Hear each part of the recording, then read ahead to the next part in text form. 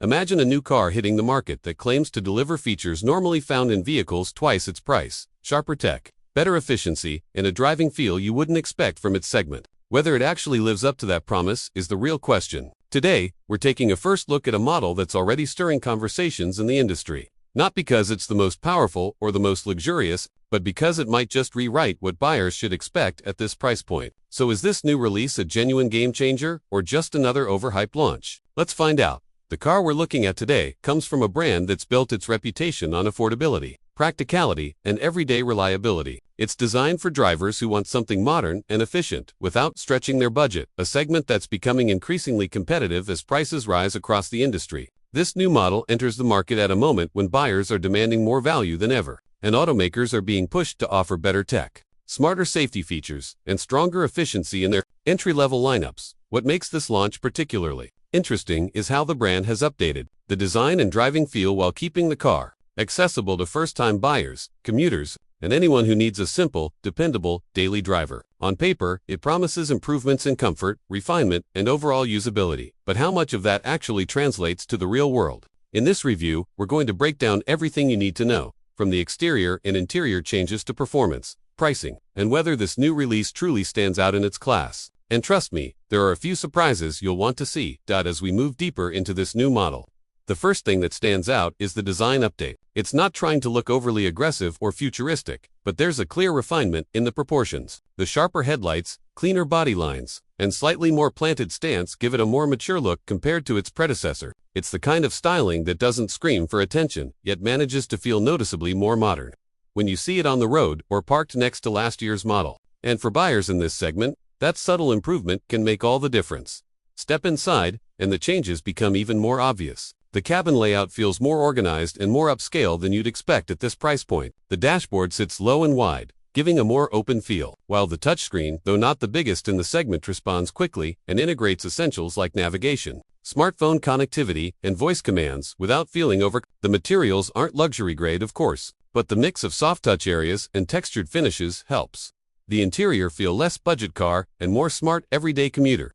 It's an interior that understands its mission: keep things simple, comfortable, and easy to live with. Performance-wise, this car isn't trying to win any 0 to 60 races, but what it does offer is consistency. The engine delivers predictable power, perfect for city driving and light highway cruising. Acceleration is smooth, steering is easy to manage in tight spaces, and the suspension absorbs bumps without making the ride feel mushy. It's tuned for practicality rather than excitement, but that's exactly what many buyers want. And yet, there's a surprising moment we'll talk about soon during the test drive that might shift how you think about this powertrain. On the technology front, the car brings in features that used to be reserved for higher trims: lane assist, blind spot monitoring, adaptive cruise, automatic emergency braking. These don't just add safety, they make the driving experience noticeably more relaxed, especially on longer commutes. And while the system isn't perfect, it punches above its weight for the segment. We'll get into how well these features perform in real-world driving in just a minute, because there's one function in particular that worked better than expected.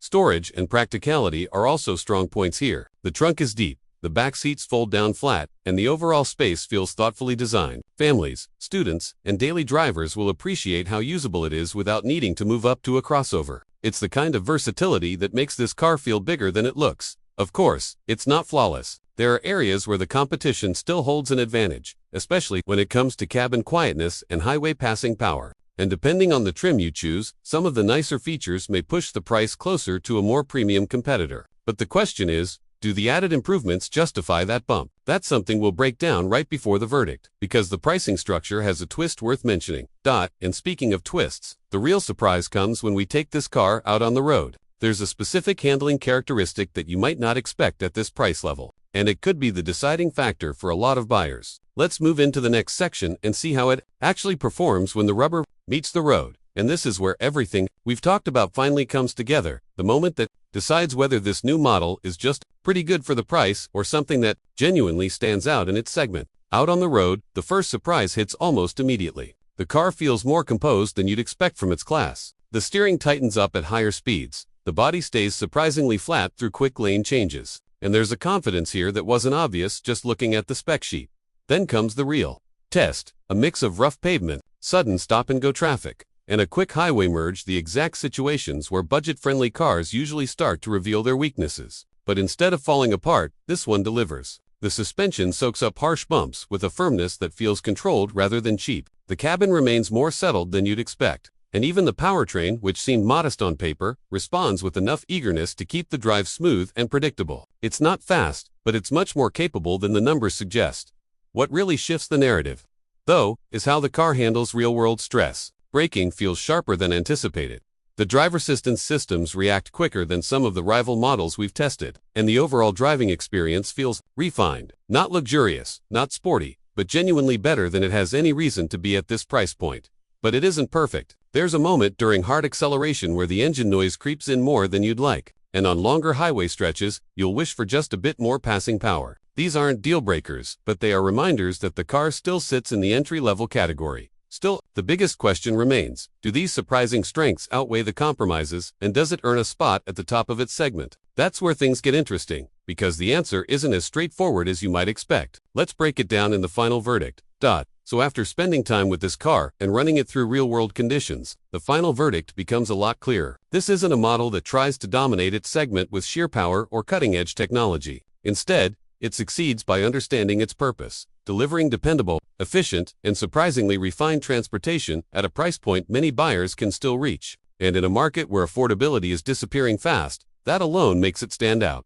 The strengths are easy to see. It offers a comfortable ride, user-friendly tech, solid safety features, and a design that feels more mature than its competitors. The interior is practical and thoughtfully laid out, and the overall driving experience is more composed than you'd expect from an entry-level model. For first-time buyers, commuters, students, and anyone looking for a low-stress daily driver, this car fits perfectly, but the weaknesses matter too. Highway power is limited, cabin noise can creep in during harder acceleration, and some features that should be standard are still locked behind higher trims. If you're someone who wants quicker passing ability, a quieter cabin, or more premium tech, you may want to explore options one tier above this segment. In terms of the US market, though, this car represents something increasingly rare, an affordable, practical vehicle that doesn't feel stripped down or outdated. As prices continue to rise and more models shift toward crossovers and EVs, cars like this could become the last real gateway for budget-conscious buyers. It may not reshape the entire industry, but it certainly puts pressure on competitors to rethink what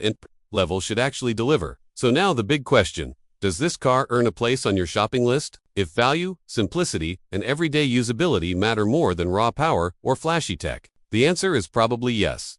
Let me know your thoughts in the comments. Would you consider this car? Or is another model catching your attention this year? If you enjoyed this breakdown, don't forget to like, subscribe, and hit the bell so you never miss a new review.